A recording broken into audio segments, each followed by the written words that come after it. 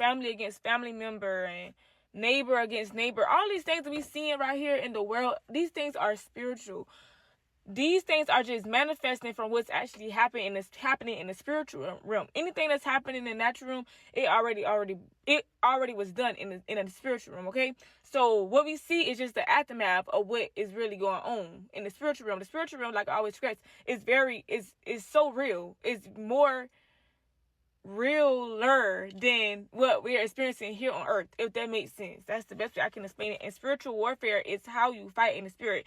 Like I said, the weapons that we use spiritually is not going to be no gun and it ain't no time to put your deuces up. It ain't time for that. That's why God tell us, don't be trying to fight using your flesh or fight somebody in an argument. If somebody did something to you, the best way you can win is when you get on your knees and you start praying for that person. If you want to win an argument, you want to fight, go ahead and get on your knees and sincerely pray for that person. Don't pray no crazy prayer, because God not going to hear you. He said He not going to hear your prayer when you try to pray against somebody. He not going to be with you when you pray against somebody. But if somebody do something to you crazy, you can go in your prayer closet and just genuinely pray for them. Pray for their souls. Pray that God reveals to you anything you need to work on for yourself, because it's not that person. You got to realize it is a spirit behind that individual. It is the spirit behind why that person did what they did. So it's never like, oh, I hate her, and it should never be, oh, I hate this person or this. No, it's like it's the spirit in that person that's coming up against you. It's the demonic forces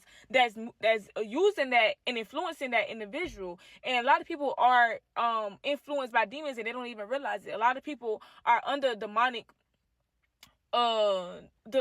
spirits, and that's their regular lifestyle, and that's why they're always angry, they're always mean, and they just always don't know how to talk to people. It's because they are oppressed by demonic spirits, or a demonic spirit has actually took over their mind, took over their heart. They don't even have the things of God in their mind no more, because these demonic spirits that took over them. So that's why I say we don't war.